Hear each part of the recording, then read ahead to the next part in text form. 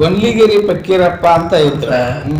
ನಾವು ಅವಾಗ PUC ಪ್ರಥಮ ವರ್ಷದಾಗ ನಾವು ಓದ್ತಿದ್ವಿ JS ಕಾಲೇಜ್ನಾಗ. ಅವಾಗ ನೀವು ಗ್ಯಾದರಿಂಗ್ ಸಂದರ್ಭದಾಗ ನೀವು ಅವ್ರದೊಂದು ಅನುಕರಣೆ ಮಾಡಿ ತೋರಿಸಿದ್ರಿ ಕೃತಿ ಅಂತಂದು ಕೆಮ್ಮತ್ತಳ್ಳಿ ಫಕೀರಪ್ಪ ಅಂತಂದು ಏಕಪಾತ್ರಧಾರಿ ವಿಭಿನ್ನ ಪಾತ್ರಗಳನ್ನು ಮಾಡ್ತಾರೆ. ಅದು ಅವರು ಒಂದು ಪೌರಾಣಿಕ ಕಥೆ ಬೆಳತಂಕ ಮಾಡ್ತಿದ್ರು ಸರ್. ಅದು ಒಬ್ರೇ ವಾದ್ಯಗಳು ಇರ್ತಿದ್ವು. ವಾದ್ಯಗಳಲ್ಲಿ ಬಿಟ್ರೆ ವೇದಿಕೆ ಮೇಲೆ ಇವರೊಬ್ಬ ಇರ್ತಿದ್ರು. ಅವರು ಹಿಂದ್ಗಡೆ ಸ್ವಲ್ಪ ಕೋರಸ್ ಕೊಡೋದು ಹಾಡು ಹೇಳುತ್ತೆ.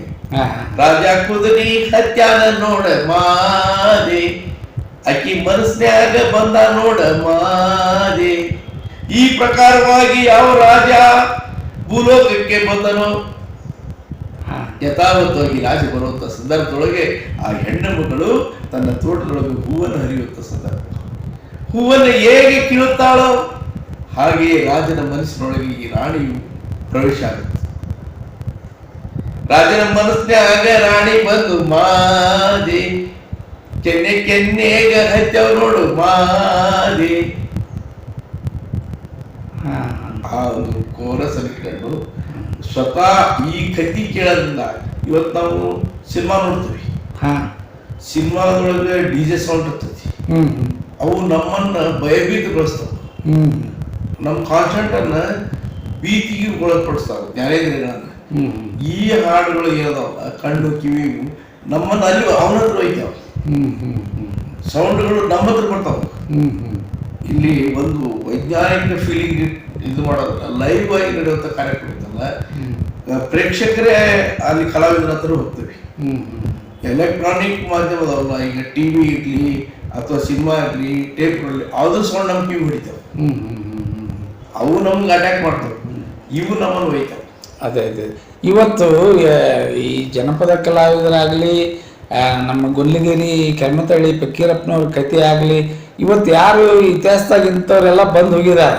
ಈ ಇವತ್ತಿನ ದುನಿಯಾದಾಗ ನಮ್ಮ ಫಕೀರಪ್ಪ ಗೊನ್ಲಿಗಿರಿ ಅವರು ಏನು ಪಾತ್ರ ಮಾಡ್ತಿದ್ರಲ್ಲ, ಎಷ್ಟೋ ಗೊನ್ಲಿಗಿರಿ ಕಥೆ ನಾವು ಕೇಳಿದ್ರು ಕೂಡ ಆ ಒಂದು ಗತ್ತು, ಆ ಒಂದು ಚಾಲು ಬರ್ತಾ ಇಲ್ಲ ಇವತ್ತಿನ ಕಲಾವಿದರಲ್ಲಿ.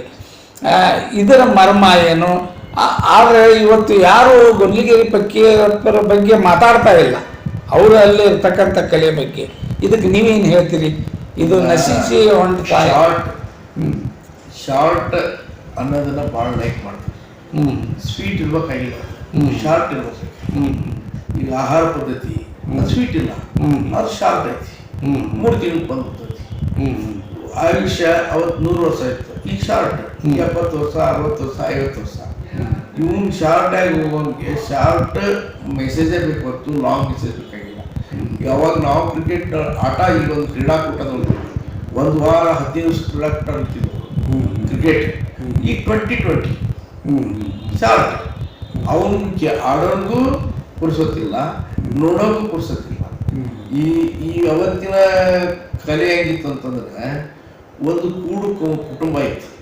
ಅಲ್ಲಿ ಮನಿ ಯಜಮಾನ ಅಥವಾ ಗಂಡ ಹೊಲ್ದಾಗಿದ್ರೆ ಇಲ್ಲಿ ಮನ್ಯಾಗ 10-20 ಮಂದಿ ಇರ್ತಿದ್ರು. ಇವತ್ತು ಹಂಗಲ್ಲ. ಎನಿ ಕಂಡೀಷನ್ ಗಂಡಗೆ ಹೆಂಡತಿನ ನೋಡ್ಬೇಕು, ಹೆಂಡತಿ ಗಂಡ ಬರೋ ತನಕ ಕಾಯ್ಬೇಕು. ಅವಾಗ ಹಂಗಿದ್ದಿಲ್ಲ, ಎಲ್ಲ ಮೂಣೇರ ಮ್ಯಾಗ ನೆಮ್ಮದಿ ಇತ್ತು ಎಲ್ಲಾರ ಮ್ಯಾಗ.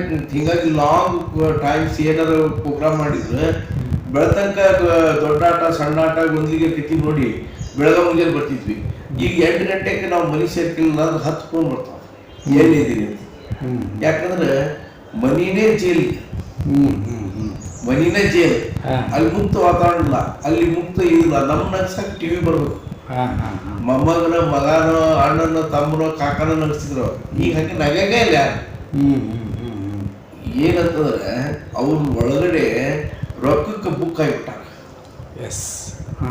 ಒಳಗಡೆ ಗಂಡನೋ ಹೆಂಡತಿನೋ ಮಗನೋ ಸೊಸಿನೋ ಶಿಕ್ಷಕನೋ ಮಠಾಧೀಶನೋ ಯಾರೋ ಸಾಧು ಸಂತರು ಏನೇ ಇರಲಿ, ಅದ್ರ ಒಳಗಡೆ ಮರ್ಮ ಏನಂತಂದ್ರೆ ದುಡ್ಡಿಗೆ ಬೆಲೆ. ಹಿಂಗಾಗಿ ದೊಡ್ಡ ದೊಡ್ಡ ಕತಿ ಕೇಳಬೇಕು, ದೊಡ್ಡ ದೊಡ್ಡ ಹಾಡು ಕೇಳಬೇಕು, ದೊಡ್ಡ ದೊಡ್ಡ ಇಲ್ಲ. ಶಾರ್ಟ್ಕಟ್ನ್ಯಾಗ ಮುಗಿಸ್ಬಿಟ್ರಿ ಏನಾರಾಗಲಿ.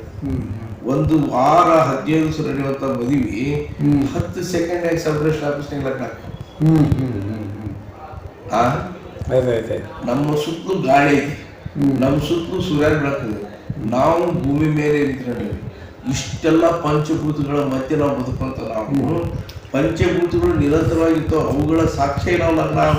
ಸರ್ ಅಂದಾಗೆ ನಿಮ್ ನೋಡ್ತಾ ಇದ್ವಿ ಇನ್ನೊಂದು ನೆನಪಂತು